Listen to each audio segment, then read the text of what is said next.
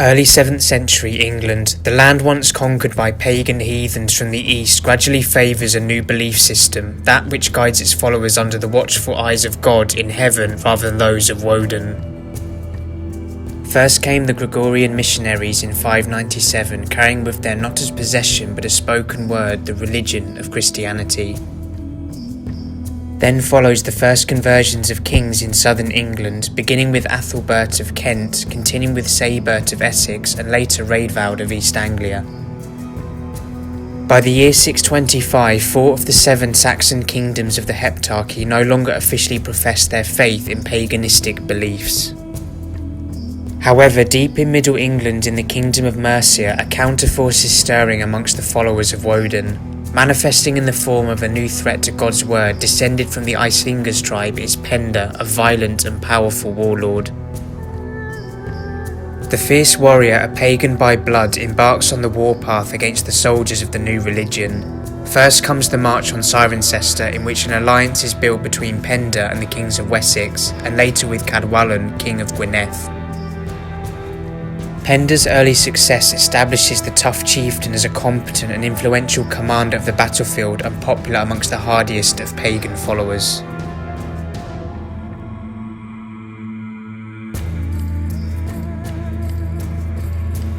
The heathen ruler's rise to power in Mercia is regarded with caution and concern by the other Saxon kingdoms. In the years prior to 633, Edwin of Northumbria, an enemy of Cadwallon, besieged the Welsh king on the Isle of Anglesey, leading to a crushing defeat for the Briton people of the Western land.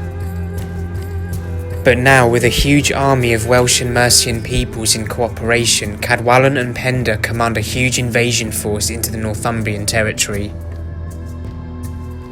The opposing side under the kingship of Edwin rides southwards to engage the Mercian Gwynedd army, but what follows is a brutal and crushing defeat for the Northumbrians and the slaughter of both Edwin and his son Osfrith.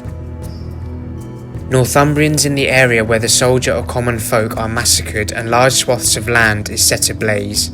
Penda's already fearsome reputation in the other Saxon kingdoms is propelled to new heights.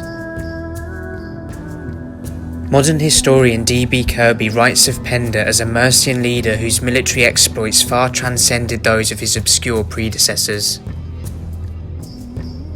With the death of Edwin and defeat of his army, Northumbria's strength is hugely weakened, and whilst the alliance between Cadwallon and Penda holds for a time, soon after the massacre at Hatfield Chase, fate would soon deal a devastating hand for the heathens. 1 year later, Cadwallon is felled in battle against Oswald of Bernicia, a sub-kingdom of Northumbria. A scarcity in historic detail fails to place Penda's whereabouts at the time of this great Battle of Hatfield and the following years, but the pagan king's absence was soon to be broken with his war-waging campaigns into East Anglia, another kingdom populated by followers of God. In spite of Cadwallon's death and the lack of Gwynedd allies, Penda's warmongering assaults devastate the East Anglian lands with the destruction of their armies and the deaths of 2 of their kings, Egric, the current ruler, and Sigibert, the former ruler. Unfortunately for the East Anglians, King Raedwald, considered a Bretwalda and powerful ruler, has long passed by the time of Penda's invasions, and thus his dominance is no longer realised. In the early 640s, Penda's re-emergence into the annals of history, like much of his documented time, is the subject of violence and savagery, but in this case under possible defensive terms. Under the guidance of opposing gods, Christian and pagan warriors numbering in their hundreds gather near the small settlement of Oswestry, modern-day Shropshire, near the border between England and Wales. Both sides take time to ask fortune from their respective deities before engaging their enemies in the fields of battle. Saint Bede the Venerable, a monk of Northumbria, writes of Oswald with positive connotations as a man of saintly attributes in his work The Ecclesiastical History of the English People from the 8th century. However, his bias towards the Northumbrian leader fails to remark on the location of the battle being within Mercian lands, or the fact that his preferred party is in this case the invader. Little is known of the battle itself, but shortly after the initial drawing of weapons, the fields around this unnotable village becomes a bloodbath and the near total slaughter for the Northumbrians. Oswald, upon seeing the massacre and destruction of his army, turns to his Father in heaven to pray for those fallen to the sword and those undefended in his kingdom, before suffering a violent and brutal end at Penda's hands. Upon the conclusion of this harrying of Northumbrians for a second time, Penda is revered as the most formidable king in England, as written by historian Frank Stenton.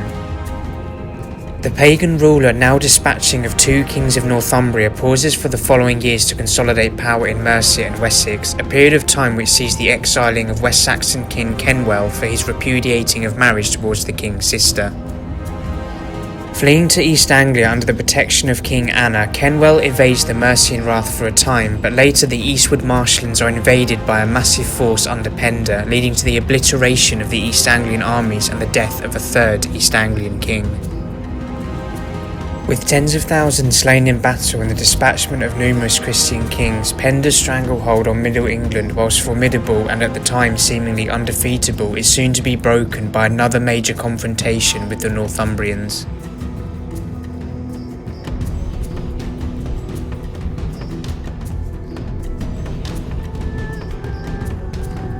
Gathering at the river Winwaed, a name and place shrouded in mystery in the present day, the new king of Northumbria, Oswiu, offers a peace and truce are rejected by his pagan foe. So too are reportedly further offerings of treasures and fine gifts.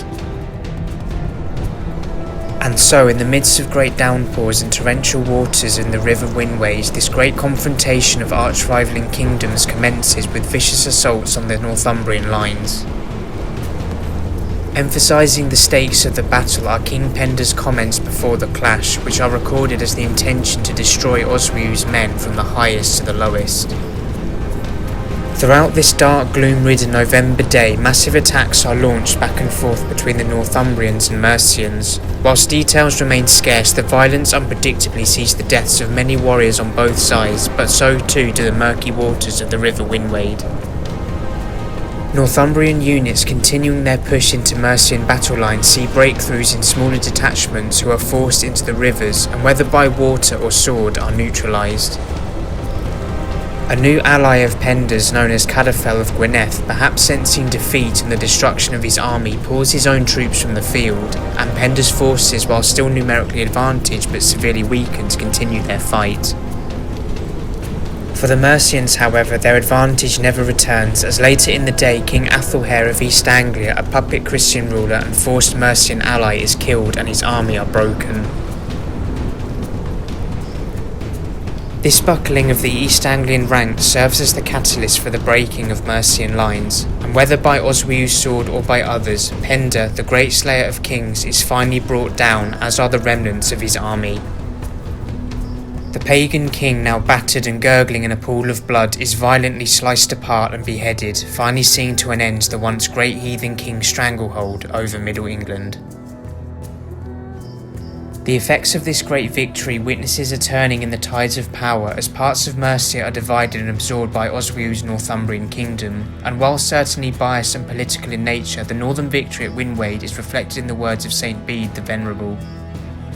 King Oswiu brought the campaign to a close in the district of Loidis on the 15th of November in the 13th year of his reign, to the great benefit of both peoples, for he freed his own subjects from the hostile devastations of the heathen people, and converted the Mercians and the neighbouring kingdoms to a state of grace in the Christian faith, having destroyed their heathen ruler.